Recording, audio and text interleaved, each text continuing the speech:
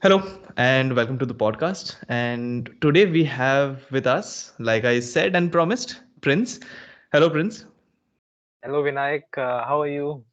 I'm doing good. I'm doing good. For all those who are logging in right now, Prince is a person I am a huge fan of. So just to approach him, I took some time. I said, okay, let me write a nice message to him because I'm such a big fan. And the reason is, well, if you follow the link down in the description to the channel that I have put down there for Prince, you'll see the number of subscribers on his channel. You'll see why I'm a big fan of his. And obviously the content that you're making, Prince. So today we are going to talk a little bit about the journey that you have taken to the point where you are right now and the place where you started from. So I'm going to give a little bit of an introduction of what I have seen your channel to be, and then you can follow up with where you came into, with cycling. So what I have seen is when I first started, and this is personal experience here, when I first started with the sport, where people go on Google and search what is a bicycle, what is a road bicycle, and things like that. And the first video that would come up on YouTube was yours. So there were things about you going on long rides, 100 kilometer maybe at the beginning, or maybe something where you went for a bike packing trip. Because when I joined YouTube, I saw you going on bike packing trips. So I saw, wow, this guy is doing like a really good job. And I did not see Indian YouTubers, not many of them, who were doing such good content. So I started there, and I used to think that, okay, this guy is really killing it. What's going on? And eventually, just for people to get a bit of context, eventually it came to a point where I realized that Prince was working in the same company where I was. And that blew my mind more because I know how hard YouTube is. And I know how hard the job that we were doing was, because I left the company. Prince, you're still there. And I know how difficult it is to do two things at once, no matter how easy those two things are. And Prince, you are doing two very difficult things together. Along with your sport, you are now racing also, I think. You have done Ironman, you're doing some events. So I'm going to pass it over to you. But before that, just to let everybody know, this guy is no compromise personified. Like, you are a person who's not compromising on anything. I'm going to start with where you started in this journey, how cycling started for you, and then we'll go from there. Okay, thank you so much Vinayak for such an amazing introduction. I think Vinayak sees my content, so he speaks about it a lot. But it's my real pleasure to have such content available so that people like you are enjoying it. So it's my immense pleasure, and I'm really happy personally that such kind of happiness is out there because of my content. So thank you so much for your lovely introduction. So yes, cycling has been great for me. So it's been already, I think, almost 7 years now, 7 to 8 years roughly, since I've started cycling properly, I will say. So like everybody else, I started cycling in my childhood only. So I don't remember, but my parents tells me that once upon a time when I was a kid, maybe say 3 or 4 roughly, that I saw someone riding a tricycle, and then I went back home, and I begged my parents that I need a tricycle, I need a tricycle. So it was a day, or 2 or 3, I think, few days passed on, and my parents were not getting me one. Then finally one day I erupted in my house that no, today it's me or it's nothing. Today I will get a tricycle. So then my parents uh, took me to the market and I got my first tricycle. I was really happy. I think I have some pictures of it somewhere lying, but yeah, it was an amazing. So that's the first memories that I have. So I don't have it. My parents tells me that this is how you started it off. And then eventually I got my first bicycle. So it's a conventional way how it started as a kid, just like everybody else. So I was not much very passionate about bicycles. That okay, I will ride this just like a normal kid. But eventually I got realization that we have to save environment and let's ride bicycles. So people used to come by their automobiles to schools, but I was few of the ones who were coming by cycles. By so I was coming by choice. So I had many options, but I came by choice, whereas some other people who were by default they were coming by bicycles. So eventually my evolution starts happening that okay, conscious, I was conscious we have to save environment, travel by bicycles. Still then it was just a normal school going kid who is just conscious about environment and just wants to commute so he can save some bit of carbon footprint. And then the time comes up when I'm in class 11th, I joined a local tuition of a physics professor. So there was a professor who used to give tuitions of physics and mathematics. So I came to know, okay, there's a guy who gives it, so let's go to it. So these were two subjects I was really passionate about studying. I'm a science grad, so I'm very I do passionate not about relate to you. chemistry. I do not relate Chemistry. to you when you say you like maths. I don't. But the others I can. Anyways, please continue. So mathematics, physics, chemistry, a theory for everything. In science, we have a theory of everything. So yes, so I started to go over there, and then eventually that was the time when my inclination started to fall towards cycling, because that professor used to study in IIT Delhi, and he used to stay in Gurgaon. So he used to go from his house to IIT Delhi in the morning by cycle. So it is roughly 25 kilometers. And then he used to come back in the afternoon to give tuitions. So my mind was blown away. Okay, amazing. So we can ride bicycles to commute through cities.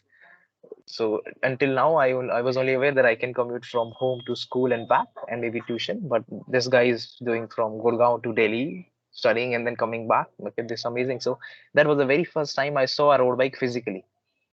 So he had a Firefox Tarmac. So I was blown away by Yes, the yes. sleek bike, slim tires, absolutely lightweight. So sometimes people say love at first sight. That was it. So it was with road bikes. So that's one. Second, he used to promote it a lot. Okay, so nobody in the tuition classes was allowed to come by automobiles. Either it's by Wow. walk or either it's by bicycles. Or if he sees someone to come by automobile, then that guy is gone or girl. They're gone. You have to commute by That's very cycles. unique. Yeah, every weekend he used to take us to morning football sessions. So everybody had to report roughly 5 a.m. in the morning at his house on bicycles strictly. Nobody's allowed on anything else. So say everybody used to be there sharp at 5 on their bicycles. It's dark, pitch dark winter mornings, 15 to 20 kids on their bicycles at the front door. And then he used to give breakfast to everyone, and then we used to go on a football match in the morning. So again, everybody's so it was like a gang, you know. He's the leader in front with the road bike, and everybody is with him. So he was a sports lover, absolutely. So gradually, my inclination started. He used to share his stories that he has a hometown roughly 200 kilometers from Gurgaon. So he used to share that I go on my bicycle. I and he eventually did not had any automobiles to go anywhere else. So it was only bicycle or either public transport. So gradually, I think I studied with him for 2 years, and then slowly, gradually that interest started to develop, and then eventually I came back to my parents again. Similarly, like when I was 3. At that time, I was looking for a tricycle, but now I'm looking for a road bike. So then eventually I started to research, okay, what is the cost of a road bike? How does it cost? And then I saw, okay, it's 60, 70, 80 lakh rupees. Man, oh man, I think how I'm going to convince my parents for this. For tricycle, it was easy back then, but road bike, it's an investment. How to do it? So eventually, I dropped the idea by myself. Okay, I think this is something that my parents will never allow me to have. So let's. As then I got an MTB, just a beginner 21 speed MTB less, and then I started to ride in my 11th and 12th with that. So say I started to go from Gurgaon to Delhi, 30 kilometers back and forth, so 60 kilometers, 80 kilometers.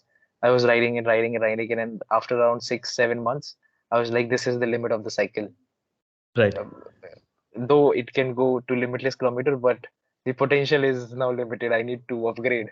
And then eventually I again went back. Okay, then you see, I'm riding this much. So I don't eventually demanded for it, but I rode with that MTV to its potentials. So it doesn't feel like, okay, he's just demanding things and he's not doing anything. Like you say, I got this bicycle, I have tested it to the limits. Now I'm looking forward towards the road bike. Then it took eventually more 6 months to convince them to have a road bike. And then eventually, finally, a day came when I had my very first road bike in my hands. That was Triben 540. Oh wow. That's a very good Yes, bike. yeah, that was Triben 540. And then eventually, I kicked off that thing. In November, I got it, and in December, I did my first century ride with it. I went to my Right. hometown in Uttar Pradesh to my grandparents' place. So that was ride was amazing, and that was eventually my first YouTube video. So at that time, I didn't recorded the videos for that purpose, but I just randomly recorded few snapshots and everything. And eventually, after 3 months of that ride, I thought let's put it together and let's upload. So Yeah. that's how the channel also began. So this Would is it gradually. be? Yeah, would it the be too much timeline. of a fanboy thing if I say that I have seen the first video as well? Because by the time I saw you first on YouTube, you already had quite a few videos. But I kind of went back all the way down. I was like, let's see where this guy started. And I saw the blurry footage from like a phone or a small camera, something. I've seen the journey, happen. Yes, yes. Back then, I think I had a Redmi something with a normal, I think, 8 megapixel camera. So I just recorded few snapshot of me. Okay, I'm here. I'm writing this. I've done this, blah blah. After 3 months, one day I was just sitting. I was seeing some videos. Okay, I can also do it. Let's just put it together and upload. Let's see what happens. So I started it off like that, and then eventually I loved doing it. And then the second ride I did from Gurgaon to Panipat and back, it was 200 kilometers. So that was my second double century ride, which was around in February or March, just following up 2 to 3 months, and then it's kick started and it's going till now, and I think it will go forever till the time I am on this planet Earth. That's a good plan. I think the journey is it's a very interesting journey because you had a very good progression. I mean, starting from the tricycle, it's still I mean it's something on wheels. So you started there, then you went to your school where you were commuting, then the tuition. But by the way, just I envy you for this. I did not have a professor. I mean, I have had really good tutors, but I did not have a tutor who took us to play football, let alone bicycles. So I envy you on that, which is it's very rare. I've never heard of this, but I think that really did kind of accelerate the journey of you getting into cycling. So just I was sharing with you that my journey was very different. I had a bicycle which my parents gifted me on my birthday when I was very young, and this is one of those really small. It's a kid's bike. It's a kid's bike, and it was I think a Hercules or a Hero, and it had the side wheels and everything, which very soon came off. I learned how to balance, and then I was just very fast on I it. I have a story of side wheels also very interesting. You continue. I'll let you know later. Yeah, so I got that, and then I think I rode it to the point where did not fit on it anymore. And then eventually, funnily, I just stopped cycling. I never really went back. So I'll hear your story first. So, so when I got my second bike after just the tricycle, so it was a again I will say it a tricycle because it has a side wheel, but it was normal conventional bike on which we can remove the side wheels. Yeah. So I started to ride it. I think it was just a week, and I had learned how to ride on two wheels. I think it's one fine day evening. My parents were not at home, and I was really frustrated that I do not want these side wheels now. How to remove it? So you know, I still laugh that what I did is I took a piece of brick. I came to my home, and then I started to bang those side wheels with that, and then I broke them off. I didn't tell everyone I have to remove this, have a spanner, and we can remove it. I didn't know. I think I have to break it now. So banging took me almost 40 to 45 minutes to 1 hour, and then I broke both the side wheels. It's a surprise that you got the third bicycle from your parents after that. It's a big surprise because if I would have broken the side wheels, the next thing that would have been broken was my head. But I understand. I mean, at that point, you don't really know the spanners and bolts and what happens. We know that now, but at that point, it was like a one-time password. You have learned the balance, so it has to go. However, Yeah, it has to go. I So still yeah, have and flashes of that day. I'm banging with that brick into the side wheels, and slowly, it took almost an hour to get that metal chip broken off, and I think it was that was a crazy day. But funnily, coming to building and breaking things, that's the second phase of my life in cycling was in that sense where I had a friend. I still am very good friends with him. He has a bike workshop in his house, and he used to build bicycles. So the road bikes that you have seen, he used to build them by hand. So be the welding, the preparing of the frame, the jig, everything. And it's a very niche thing. I had never seen a road bicycle up front, let alone someone who's building one. And I had lost contact with this person through my school life. I got to meet him, I think, what, 8 or 10 years afterwards, when I was just getting into college, I think. And I got in touch with him. I went to his house, and I was just visiting him, and I saw a bicycle just hanging from a stand. I could not understand what it was. And then the next shocker was he told me to lift it. I lifted the bike, and I have lifted bicycles before, which are the the typical Indian bicycles. Yes. They weigh as much as I do. I lifted this bike, and it felt like I'm lifting a pile of clothes. I was like, what the hell is this? What sorcery is this going on? And then I got into the whole point of I spent the next hour basically just learning as much as I could. I understood the frame, I saw the wheels, but I did not get to ride it because the bike was not prepared. I think a few days later, he had prepared the bike, and I took a first ride on a road bike. I got on it, and because I did not have a cycle in the intermediate phase when I was in school. I got on the bicycle. I was like, this is unrideable. Nobody can ride this bike. Which for beginners who are just thinking of getting a road bike, trust me, that experience, it's a very brilliant experience. You sit on that seat and you think, how can a handlebar be this low? How can someone balance? But you'll get the hang of it.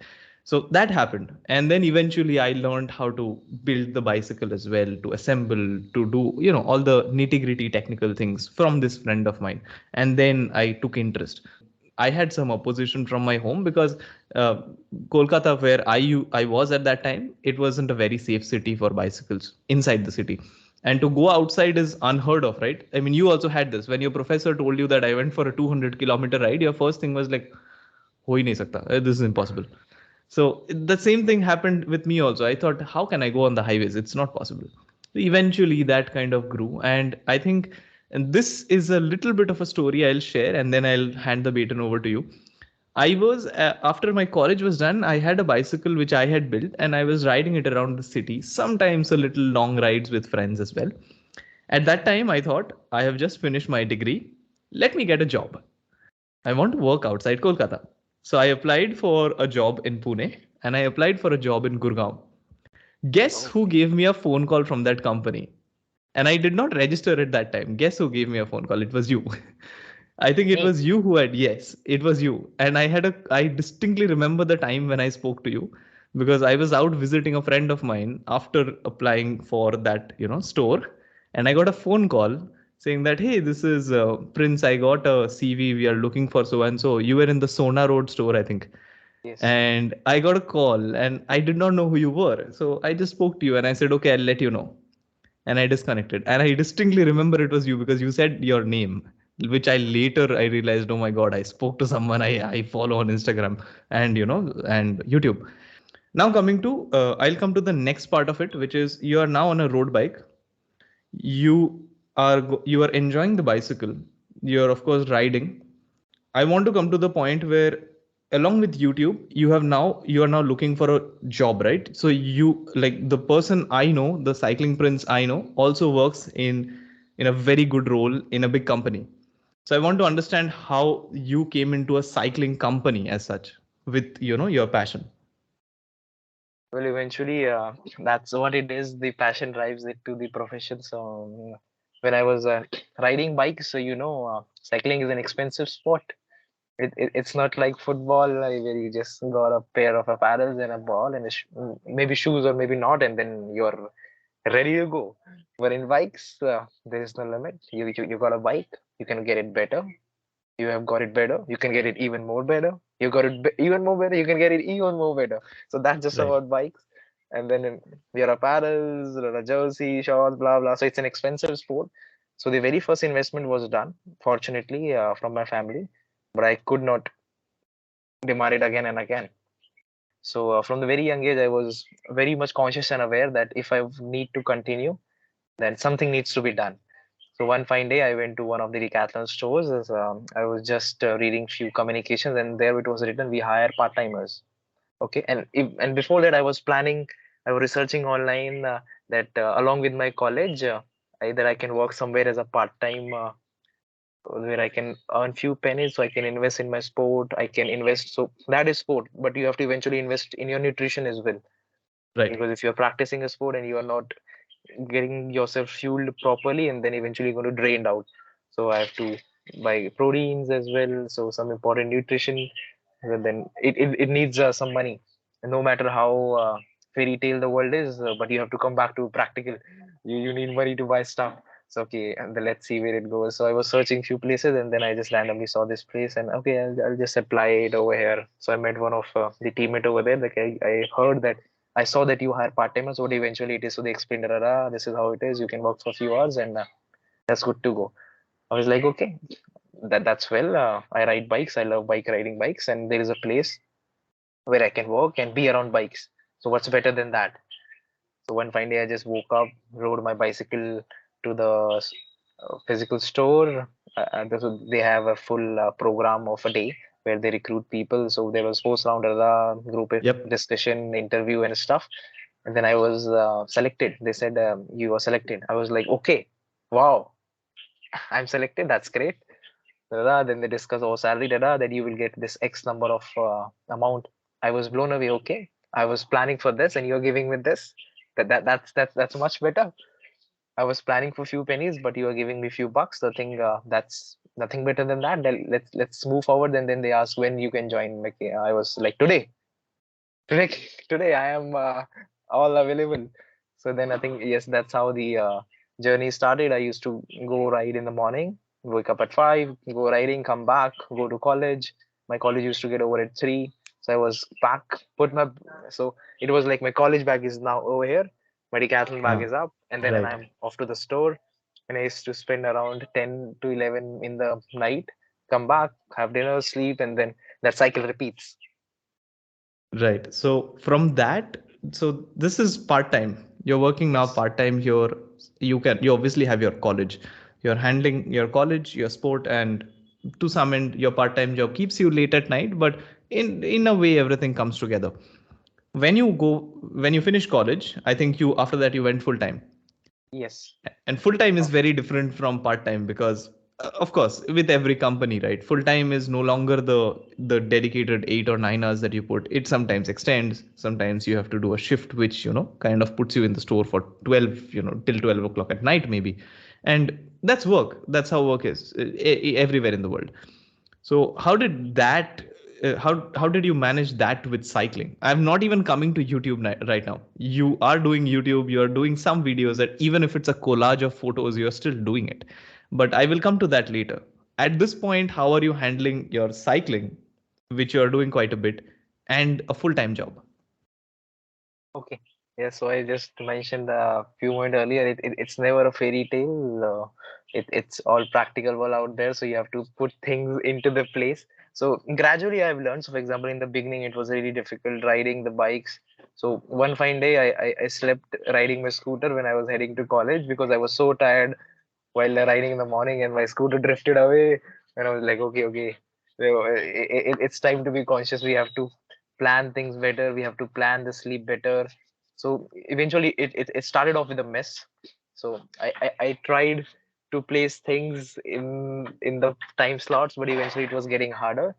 But during the course of time, gradually I learned that things are possible if we put things in place, prioritize that, and even then only 70 to 80% will be the things which you are planning. 30% is still something that will fly by from somewhere, and then your whole planning goes out of the toss. So yeah, Right. that happens sometimes during late at night, some early mornings. I ultimately unfortunately have to miss my rides sometimes, not always. So I keep a balance of it. So I always believe in working in harmony. So sometimes people say equality. So I don't very much believe in that concept of equality, but I believe in the concept of harmony. There can be times when sometimes 80% of your time will go to work and only 20% will go to rides. And there are some times when my 80% of time goes to ride and only 20% goes to work. So Right. this is my basic concept with which I'm working right now. It's harmony. It won't be always 50-50% or say equal time goes to everything, but sometimes some things will take more time. Like eventually when I go on bike packing trips, my phone is switched off from the work. No emails, no messages, nothing. Everybody is aware that I am out and riding bikes, so nobody dare to call me. But when I'm on work, I'm always available. I don't compromise that no, I'm practicing this sport, I won't work this, blah blah and blah. So I give respect to my every priority. and things work in harmony. And still then sometimes things go out of chaos, but because that is life, how it is. This is how it Yeah. works. So I yes, think this that is is, how I work in. yes. I think that kind of is a lesson that I take away from it, and I've learned it from experience as well. Because my hometown is Kolkata, and I started working in Pune, where I knew nobody. The only people I knew were the people who recruited me. So essentially, it's just a brand new beginning. So for me, I was also managing my home and then the sport, and I was also trying to get my work to work harmoniously with everything. What I've learned is you cannot really expect it to be smooth from day one. It will get smooth, but not at day one. It doesn't matter how good your plan is. You can spend a week trying to get a planner which is so good that you think, yeah, so many hours I'll put for cycling, and then work is just this many hours. It's just, a snap of a finger, it'll be beautiful. It's not. Something or the other will fly from here for 15 minutes of your day, and it will ruin the rest of the 23 or 45 minutes. So it happens, but you have to be patient to get harmony. Also, what you're saying, I have seen it. You have to be patient with it, and you have to some end, let the environment also adjust you and your routine. So coming now to what we have talked is two things of the pie chart, which has three separate categories. We have work, we have riding in the morning. Now I'll come to the part which is YouTube. Now you're working full time, but I know that you were very consistent with your videos. And sometime obviously here and there you'll miss a week or two, but then you are very consistent, and I've always had a video from you, whenever I wanted to get some content from YouTube. So you are doing your work, you're doing your passion. How are you putting YouTube in that place? Because when you're out riding, are you always trying to record something? Yes, so basically in the beginning, it was always spontaneous, or say just going with the flow. So I'm out riding, I just took my camera, recording a few shots and then putting it together and then just uploading. But gradually after a few videos, I realized let's plan it better. So so the message that I'm trying to portray goes in a very smooth manner, and most of the people can understand it, because in the beginning it's a general me passionately recording something and putting it. So that I still do. It's a major portion of my video, but gradually I started to plan it better. So say whenever I'm going out riding bikes, or say even bike packing, I used to carry everything, my laptop, my cameras and everything. So I used to ride in the morning. When my ride is over in the evening, laptop open, all files in, ta da da da, editing, video is done, upload, done. So when I started bike packing, I didn't used to upload on a regularly. So when my bike packing trip used to got over after say 10 or maybe say 5 days, then I used to come back home, then put all the files together and then used to upload videos after the trip. But eventually I realized, let's give our viewers more excitement during the ride. Let's upload the video, and that became even more harder because I'm tired whole day riding, almost 5,000. So even during one night, I remember almost 9,000 or 10,000 calories got burned. That's what the system was showing. And then coming back to the hotel room and then putting the files in, and I'm sleepy. But I'm like, okay, now we have to put in things properly because we have to upload the video somehow. So then gradually it's messy. It's as you know, it's never a fairy tale. So it's difficult, super hard, but I'm passionate about it. So that's the beauty of things which you are really happy doing. No, so sometimes people might think that things which you love and happy doing won't give you, say, a matter of agony or say irritation, but things which you love always gives you these things. But at the end, you know you love it, so you do it. And things you do not love it, you eventually give up on them. So that's the only thin line which separates you from going to the things which you love. So it's difficulties. I'm angry sometimes, irritated. Man, I'm sleepy, but need to edit the video. My body's paining. No, but still, no, we have to do it. No, let's just keep going. That's what you're meant to do. So yeah, this is how things goes. But eventually, that there's a thought in the back of the mind. Eventually, why we started it, why are we doing, why we want Right. to do it in future. So let's do it. Passion is something which involves work.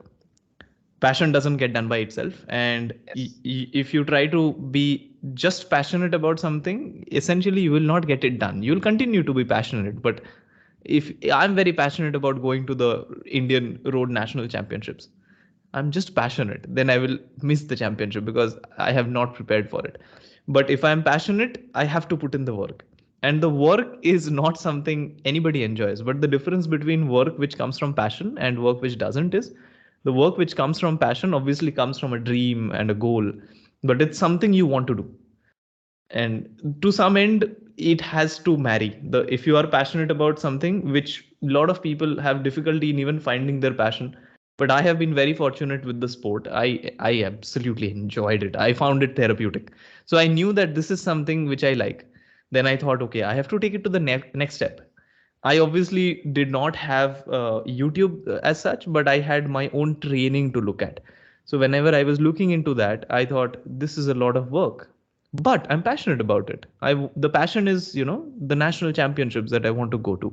So I put in the work. And another thing is what you're saying, right? You will be tired. There will be things which will kind of keep you away from it. But to some end, it all comes down to the fact that sometimes some work is monotonous. Sometimes even passion can seem boring. Just editing a video at the end of the day when you have done a lot, you have done a lot. Your subscribers don't know it yet because your subscribers know that you're enjoying, you're having a good time, but you know that you're drained. And to then sit and put even the files on the laptop, forget editing, just to put the files on the laptop is something you don't want to do. But the fact that you are passionate about something means that you are accepting the work that comes with it. Yeah. So coming to a little bit of your bike packing trips as such, this is of course when you're out on the trip, there are certain things you're planning. It's like a vlog, but there are certain things you want to film and stuff like that. But what I want to understand is, when you're going for bike packing trips, like, is there a certain set of things that you want to get out of it for YouTube? Like, do you have a certain set of like plans that, okay, I want to hit these and these places, or do you plan your trips for YouTube to some end? Okay. So I plan my trip to explore, and then YouTube is a consequence to it. So this is how I will put it onto the table. So if YouTube wouldn't be there, I would have been still riding. If tomorrow YouTube goes away, then I will be still riding. So that's a very simple answer to the question. But if I now say that now I'm aware that yes, YouTube is also there. So I plan my rides, and then I integrate the video recording in such a manner that the person who sees me feels like he's riding next to me. So Yes. I record my videos as a second person of view, POV, that I'm riding over here, and just there's a guy who's just riding next to me. So he enjoys the same view, he enjoys the same weather, same conditions which I'm going through. So I portray it through my actions, I portray it through my words, I portray it through audio and video, so that the person feels like they're just next to me and they're riding. So when I'm tired, they also feel like, yeah, it's time to be tired. When I'm energetic, yeah, they also feel like, yeah, it's time to be energetic. When I'm showing that, oh, this place is amazing, so they also feel like, ah, wow, wow, yeah, this place is amazing. So I make my video in such manner that the person feels like that he or she is riding along with me. So I plan my trips that, okay, for an example, I planned my Rajasthan trip. So I'll start it off from Delhi, and then we'll go to Jaipur, then Ajmer, Pushkar. We will take this much of days to go there. We will stop here and there. So few things which we plan, and then few things which happens to through the ride. So say 60 to 65% is something which goes as per the plan, and the rest 40% goes as per the universe wants it to be. Because That's a there are many lot instances unplanned. which we never planned, but somehow they happen, and I feel like, okay, this is something which we never planned, but eventually it happened, and we are really happy for that. Did you have some unplanned things which you were not happy about? Unplanned things which not have about, but I think you will relate to it. So and every cyclist will relate to it. Puncture. But punctures, yes, it is Yes. punctures. So say sometimes I completed my Mumbai to Goa with zero punctures. And one fine day, I was riding in Ahmedabad for a race. So I was going from my place where I was staying to the venue to collect the bibs. Three times puncture on a highway. And Mumbai to Goa, through the jungles, bad roads, blah, blah, and everything, there's no puncture. This is how sometimes planning goes. So I planned everything for punctures, that in Mumbai to Goa, if even I have 20 punctures, I have planned zero punctures. And then I was going to collect my bib, roughly 12 kilometers. I did not plan that any puncture will happen. So I didn't have any tubes, no pumps and everything. And the puncture got happened. But fortunately, few other fellow riders were also passing by that same route to collect bibs. So we got a tube from them. Yeah, sometimes things like this happen when you never plan for something, but it happens. And when you plan for something, it did not happen. So it does happen. Mechanical things, not to deter anybody from road bikes. Please ride road bikes; they're brilliant, but you will have to deal with the fact that the tires are very puncturable tires. So one thing that I saw, I think, Prince, I just want to ask you about this. You had a crash, which I think I had seen, and it was a horrible crash. Which people, I should let you know, the bike kind of broke in half, and I just want it. I think that's the most unplanned it can get. There's no more unplanned. That is the 100% unplanned. So just run me through what happened, how you came out of it, so that the viewers also know that how bad and unplanned can really get. So, yep. So I will say, fortunately or unfortunately, that is one crash that is recorded. But there are many crashes that happen without camera also. So that fine day, I will speak about that incident. So that fine day, I saw a corner once I was coming from that part. So I planned, okay, I have a chest mount.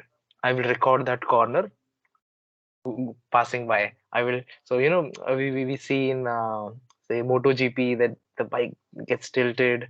So I was like, not that much of extent I can do, but still on that corner I will go super crazy. I'll go with good speed, good control, and will tilt my bike, and then I'll get a turn, and then that shot will come in the video. So I was planning for that part. So the terrain was like this. So for example, that turn is right over here, and I'm riding from here, and it was a downhill. Okay.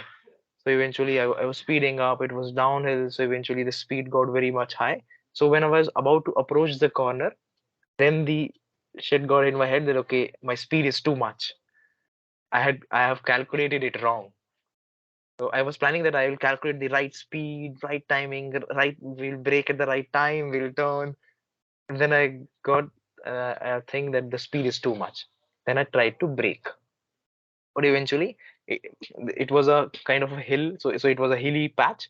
So it was a hill, and sand was flowing from hill on the roads, and the road had sand. So when I braked, my tire skid. I was like, okay, I think there's a problem. Then I again braked, and again it got said, okay. I was like, it's done.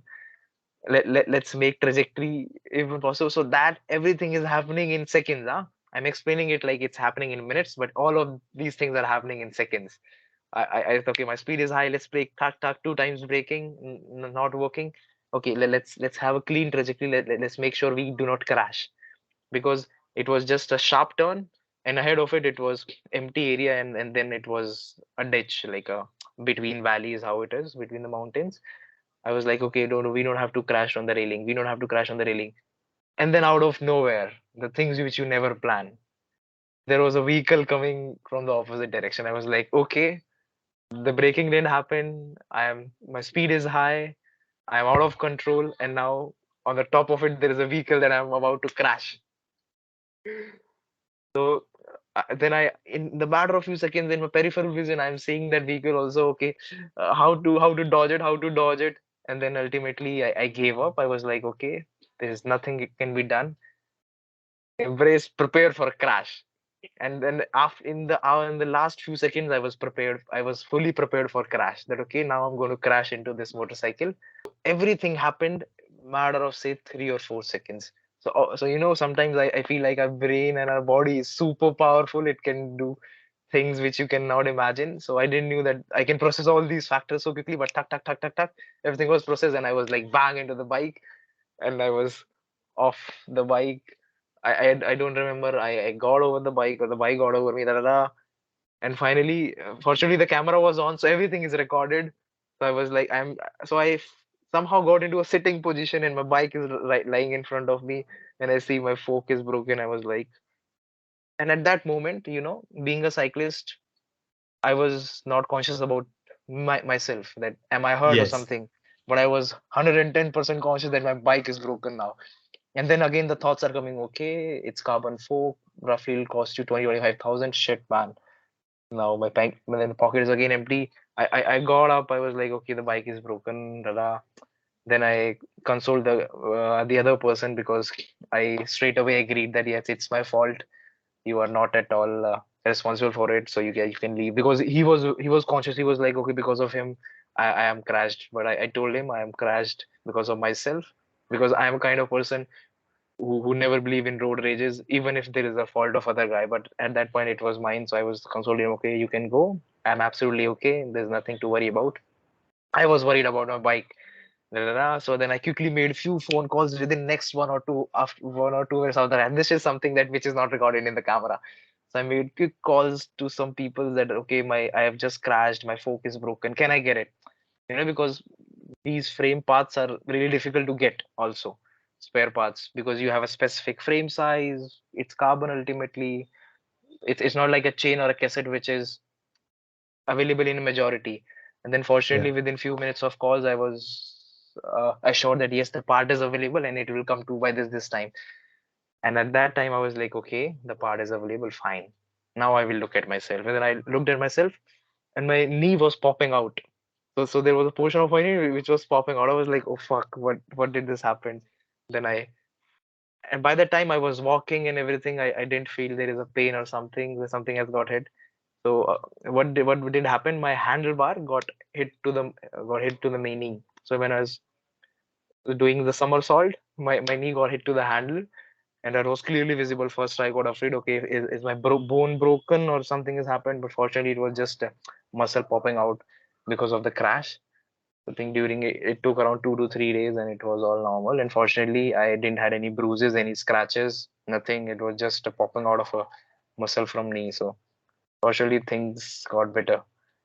And Right. this is how a cyclist thinks, because after a crash, you are not, never aware about yourself. You are always careful about the bike. So similarly, there are a few other crashes which happened. So one fine day I was riding, there was a dog which was standing on the side of the road. Everything was fine, but as soon as I approached the line of the dog, something happened to him and he started to run. And then exactly at the place we collided together. And again, I did a somersault. And on the middle of the road, traffic is running. At that time I was conscious, okay, if there is something which is coming behind from me, okay, fortunately it was around 5 or 6 in the morning, the traffic was very less. My pump went somewhere else, my phone was somewhere else, and because I carry everything in my back pocket, so things were flying in the air, but the bike was somewhere else. Okay, like it is okay. And similarly again, one time fine time in the morning, I was riding on the highway, and there was a section which was not lit up with the street lights. But on roads sometimes which you see, there is always a slit sometimes in the middle of the road. So road is absolutely fine, but somewhere, but I don't know why these slits come into the between. Fine slits patterns. Right. So I was riding, my hand grip was not very much tight on the handle, and then my front tire got hit into the slit. My balance got off, and I was out of the bike, and the cycle was going away from me. So I can still imagine that. A portion in my mind. I was sliding on the roads from here to here. I'm seeing my bike is going there. Top, top, top. It's hopping on the ground. I'm going in this direction. My bike is going in this direction. And I was like, okay, scratches are coming. So I myself is sliding, but still I'm searching. I'm thinking my bicycle is getting scratched. Or what happened if something is broken at that time also. Yeah. Are This the is how gears every good? cyclist thinks, Yeah. according to I don't know about you, but you can share that what are your thoughts on it. Then I pick up my bike and I saw okay, everything is fine, but I was not fine. My whole hand was scratched. My leg was also scratched, and also at that moment, I went to a nearby hospital. I got myself first aid, and then I was off to a 100-kilometer ride. the the point which you were talking about coming down the hill and crashing, I think when I have had very good descents as well, and then I've had very bad descents down a hill as well. But fortunately, I don't think I remember having a crash while coming downhill, not till now. But when you're coming down the hill, before you're going to hit that corner, 100 meters from that corner, you feel the most confident in the world. 50 meters from the corner, you have lots of confidence, but there's a small dark cloud that am I going too fast. then then exactly 10 meters ahead of the corner, you realize the mistake. You don't realize it before, you just don't. At 10 meters, when the corner is coming, like a train on your face, then you realize, oh shit, I'm not going to be able to stick this. You do the lean, you do everything, it's not going to work. And there's also the fear in your head that if I brake too hard, I will skid. Yes. So there's a duality, like should I keep going how I'm doing and then just let universe take me somewhere, or should I break and let the road give me a kiss on my face? What should I do? And in your case, when I saw that crash, my first question, because I was looking at it from my phone, I thought, like, Jesus, did you break a bone? What did you hit? But it happens to me as well, where I've crashed bikes, and my first response is, did I get a scratch on the bike? Is the bike okay? Is the shifter fine?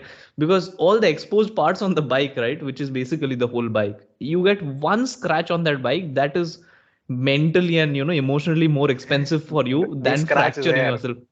Exactly. I mean, I've had a crash where I hit a bus head on. Okay. I was going from one lane, the car just braked in front of me. I didn't have anywhere to go. Like a stupid person, I went to the right side and there was a bus coming. It hit me on the face. I was bleeding from everywhere. My first reaction is like, where's the bike? I can't find the bike. Where is it? Took the bike. Oh shit, the handlebar is, bent. What should I do now? They straightened everything. I had some tools with me. I fixed the thing and I went for the ride. But eventually I did have to get injections and treatment, whatever. But that came so secondary. The crash happened, and then the first thing I think of is the bike. So I completely relate to it. I think a lot of the cyclists, pretty much most of the cyclists will relate to it. So it's a very, close to my heart thing, the bicycle. So anything happens to the bike is far more important than anything that happens to me. Having said all of these things, the journey is still very memorable. I mean, I would probably take the entire journey with the crashes. I wouldn't, erase any of those bits just because the joy is just too overpowering. I want to talk a little bit about you getting into racing. This is a very small segment. I have seen a few places which you have gone to. Particularly, I followed the Ironman. So I want to talk about how you are transitioning into, triathlon or any other discipline. And, is there interest? Are you looking to get into the competitive field? Okay. So me being into competitive is gradually from the beginning of the journey itself, I was into it. So I was somehow on and off hopping for races, going to states, going to amateur races, which keeps happening around the city, Delhi, NCR, Gurgaon, Noida, Delhi. So these are races. So for example, races are a part of cycling where it gives a good rush of adrenaline. As you compare it to long distance riding, that gives you joy. Okay. So, but racing gives you that rush of adrenaline. So I'm not a absolutely fabulous or a great racer who wins podium wherever he goes into the races, but I go and participate for that adrenaline rush. That okay, this is something that I need to do, because to be on that level, I have to practice of that level. I'm working also, getting my YouTube things done. So right now I haven't allotted that much amount of time where I can prepare to win podiums, but still I go to races for that rush. Yes, I practice for the races also. Yes, because just don't go out of the bed and start racing. This is not something which I do. I prepare for it, that that I can beat my previous time. I can beat my previous average, because whenever any beginner cyclist starts to ride, they are always fond of, okay, this is my average. In 40 kilometers, I average 35, 36. But when you start to ride, it clearly is off. If you are just riding it for your passion, for endurance, average speed doesn't create any sense to record your heart rate, record your distance. But when you're racing, yes, it is. You give your 20 minutes FTP test. I used to do it before every race. That what's the FTP test rating coming up? Okay, am I good? What's the average coming up? So I do it. When then gradually after COVID, there was not many races happening, and then I was sliding through Instagram and saw, okay, Ironman. It happened in 2019, but after that, due to COVID, it didn't happen. It is happening in 2022. I was like, okay, that I'm missing that adrenaline rush. Let's do this time this event, because in India, it's a difficult part, unfortunately, to get bicycle racing done, because organizations are here and there splitted, no support from government either. Only the communities member, few elite cyclists are taking up responsibility. In Bangalore, in Pune, these places are good hub of racing. Delhi is very worst in such matters. Pune and Bangalore are way ahead in terms of organizing races, because there are very good people in cycling communities over there who are passionately doing it because they are passionate about that sport, so they organize it very well. But if we talk it on a very professional level, there are very few races which happens in India, unfortunately. Are I won't comment, but the CFI, they do their job at a very worst level in terms of road racing.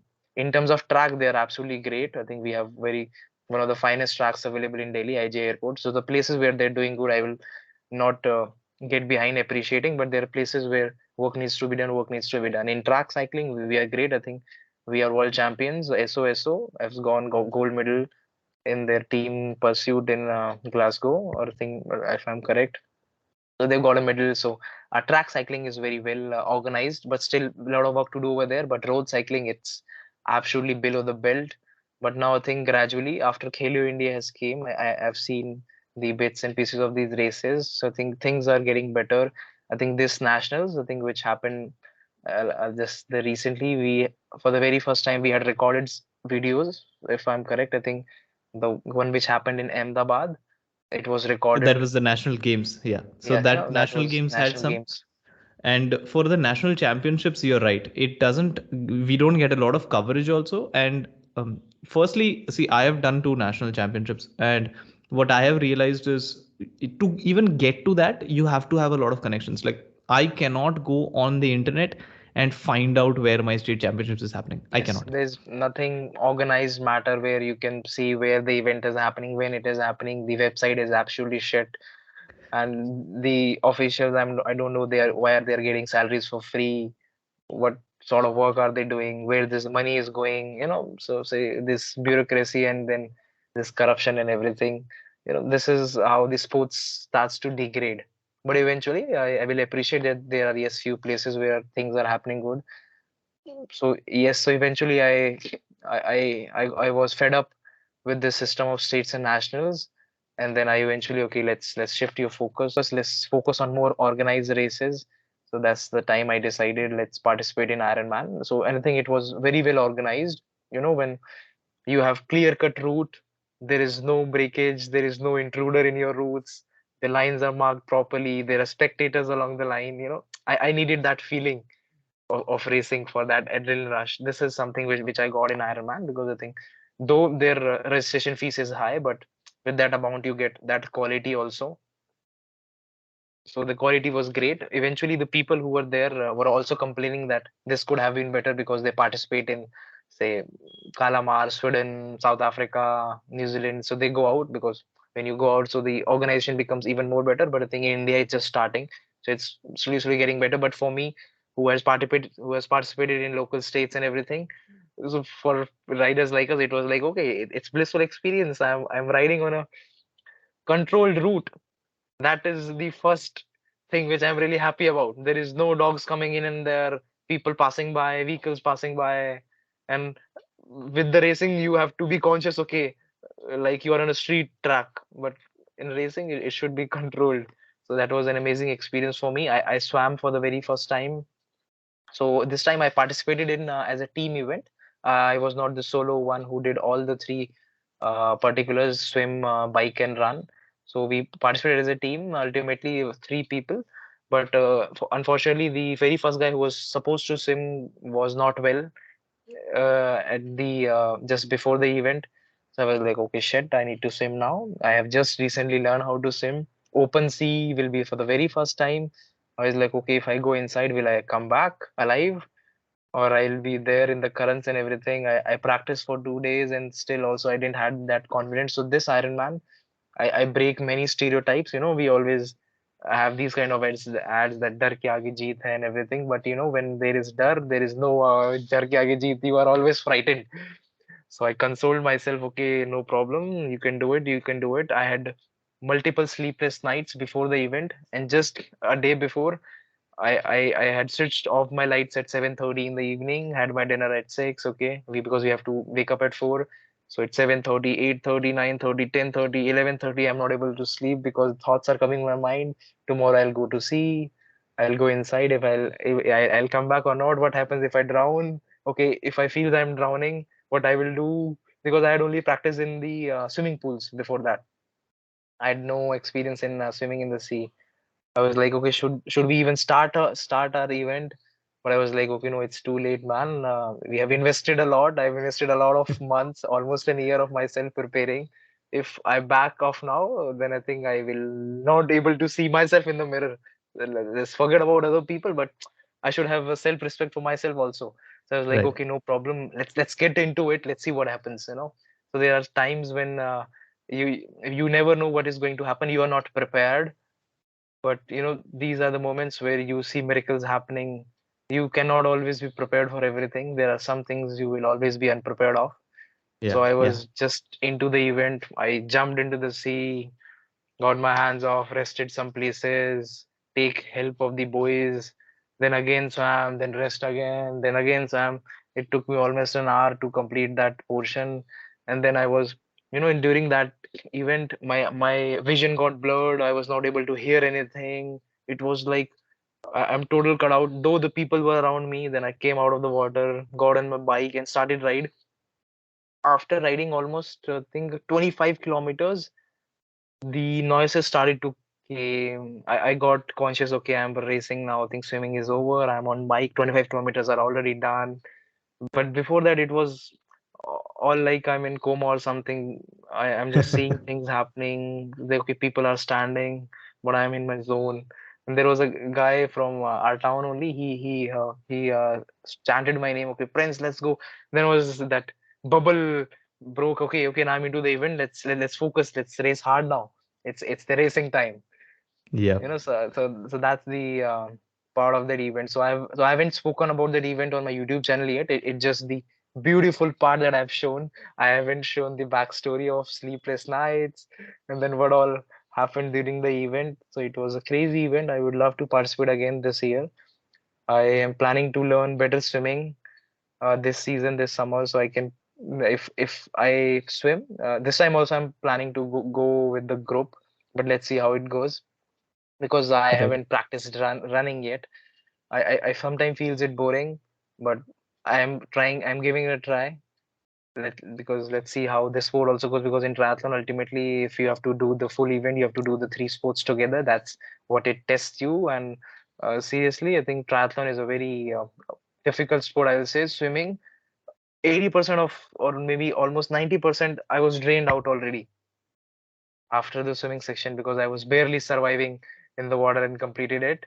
And eventually, when I got on my bike, before that, I was planning, okay, 90 kilometers, I will average 35 kilometer per hour, 2 hours, 36 minutes. I will complete this and that. And when I was out of water, I was already drained. Only 10% of my energy was left for the bike for rest 90 kilometers. But Yeah. somehow I gathered myself, put myself on the bike. Okay, let's focus. Start. Something will happen. Then eventually, after a few kilometers, again, I had some bananas, some power gels, and then my body again started to work. Yeah, so I think that's a beautiful event. I think in Pune, it's very famous. There are many athletes which are there. I think Mihir is one of them. He was also there in the event because he was, I think, injured at that time. So yeah, but it's a beautiful sport growing in the country very much. So I think for this part, sport is doing good now. It's being more organized because when we started around 7 years back, it was absolutely unorganized. Nothing to offer on the table from the organizations or say any thing. But I think now races are again starting to happen. People are much more aware about after COVID. There are many people who have come into the sport of cycling and many other sports. So I think there's a very bright future coming ahead. And I think I urge people to pick up the sport because this is something which you will never regret of. It's a kind of a drug. True, true. And I think for the people who will get into it or people who want to Google how much a road bike costs, it's an expensive drug. But the joy of, having an addiction of cycling is something which will kind of weigh in, and it will balance out the fact that you spend a lot of money on it. But yeah, again, when you start the sport, nobody should, and I believe it, nobody should really think of the best equipment as the prerequisite to get into something. Get into it and get yourself a hybrid bike for that matter, but just ride. And you'll find the right people on the road, you'll find the right breakfast points when you go for rides in the morning, and eventually you'll find the things that you want to do. I mean, people go into mountain biking after getting a hybrid. Some people get into road cycling after getting a hybrid. Some people do road cycling for some time, then they go into MTB. So anything can happen, but as long as you are doing something. Coming to the close, this bit is something that I want to really learn from you. What are your tips? Five things that you want to say to a person who wants to do good in YouTube. This is very technical as such, because I know that if today YouTube stops, you will not stop cycling. So YouTube is not the priority that you have on top of the list, but YouTube is still a thing which a lot of people want to do, myself included. So I want to learn from you five things that you would say that a person who wants to get into YouTube should keep in mind. Okay, so whatever I will say is it's not the concrete lines because I will say it from experience, and I'm also not on the top of the chart of the ones with the millions things, but whatever experience that I have and what I have started and what I have faced is something I will share it with everyone. If it works for you, it's good because not everything I will say will work for everyone. It might work for few, so you can take it or leave it. It depends upon you. You can just think if it works. So top five things. Okay, very first thing is make content which you are passionate about. Okay, so that is one. I think that will keep you going because in the beginning you will see you posting videos but nothing is happening. Sometimes it may happen if you post something which is in the flow of the air in the society, then your first video might pick up. But if you're making something which which you are making and it's not in the trend, then it is very difficult. When I started posting about bicycles, it was not in the trend, but it came in 2020 as a trend. But up till that time was 3 years, nothing was happening really well. You know, things will happen like this, and you have to just keep on posting, be regular, be patient, I will say. So, very first point is be post something which you are passionate about. Just don't post anything just for the sake of posting because ultimately you will get drained out. And if your videos also pick up, you will not enjoy doing it. So it depends how you want to do. So very first thing is post something which you are passionate about. Second thing is be patient. So that's again a key. So it's a key for anything in life. If be patient, wait for your time, wait for your time. There's a time which will come. So you work for say 2 years on something, you will see no result. But just after 2 years, in 1 month, you will see bang on things are changing rapidly. So those 2 years might pay in 1 month, or maybe might pay in one day also. So you have to be patient, keep posting your content on a regular basis because you will make content which you are happy making about. So no matter if you're getting views or no or something like that, but you still keep on posting. So being patient, posting something which you are passionate about. Third is being regular. So this is something which I've also experienced. For example, I will share my own experience very recently because after the Ironman, I got busy in some of my personal works, professional work, professional commitments. I've just changed my city. I moved to Chandigarh recently. So all these and ultimately out on top of it, I was unwell in the early later part of this month. So ultimately, I was not at all. I haven't posted anything online as a content. So what I've seen that my channel is dipping right now because no new content is flowing. So being regular is also key. So third Correct. point is if you're regular, then you will see that good engagement keeps on happening and everybody loves new content every time. For example, India has just played test and now they are into one days and later you'll go into T20. So everybody loves mix and match of things and if they are on spot because test is done, they are done with it. Now what's new? So True. it's like that. So very third is being regular. Fourth is being innovative, I will say. Not same thing will work forever. For example, in cricket, it started with a 60 over format, then it got to 50, then it got to 20. I think now there are T10s as well. So you have to keep evolving your content. For a certain period of time, certain content will work, but then eventually you have to innovate, because after some point of time, people will get bored. Okay, this is something which we have been seeing. What's new? So it's like you will also would love to eat something new after sometimes. Some masala is needed sometimes to light up the Spice it mood or up. something else, spice it up. Okay, regular dal chawal is good, it's healthy, but sometimes you need to spice it up. Yeah. So fourth is you innovate yourself, create something new. And last thing to sum it up is, I think I will say hard work. I think that's the key. That's the most simplest and the most complex thing in life. So everybody knows we have to work hard, but at the same time, everybody does not do it. So that's the matter of fact of it. So it's so simple and so complex at the same time. So these are the top five things which I will say, which will help you eventually grow on YouTube. So this is not hard and fast rule. I've just told you basics. I've not gone into deep core analytics, do this, how to write your title, how to make your thumbnail. So I've not gone into technical details. So those are later stages. But in the beginning, or in the beginning or throughout your journey itself, these five basic things will help you eventually grow on YouTube. If you follow this, these are basics. Just follow the basics, and I think you will see magic happens. Eventually, you can be as much as innovative with your content, with your thumbnail, title, hashtags, tags, and everything, those technical details. But basics are always the magical, uh, I will say, the the pedestal where things get started. So follow the basics, and you will see magic happening.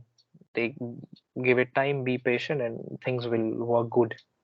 Awesome, awesome. I think that's something which will follow into a lot of different things in life as well. It can be work, it can be any creative field, not just YouTube. So Yes. for anyone who's viewing this and who's looking to make a channel for themselves, and me included, I want to grow my channel. This is advice that I will be noting down and I will be keeping, as a tab on my screen all the time, because consistency, hard work, regularity, innovation and patience. These are tremendous factors which are very easy to coin, but they are very difficult to follow. Yes. So Easy and you complex at the same time. very much so. And you have done it. You have shown that it is complicated, but it is not impossible. So thank you so much, Prince, for giving the advice. Thanks for sharing the journey. We will come to a close today. I'm hoping to meet again sometime, maybe to discuss about just the big journeys that you have taken, the big bike packing trips. I would really love to talk about them. And thank you. Thank you so much for everybody who has logged in and who heard this. We are on Spotify as well. The link will be down below. And if you are on YouTube, thanks a lot. Do subscribe and go ahead to Prince's channel. Trust me, that guy, you are magic, man. Go and follow him as well. Awesome. Thanks a lot. Have a good one.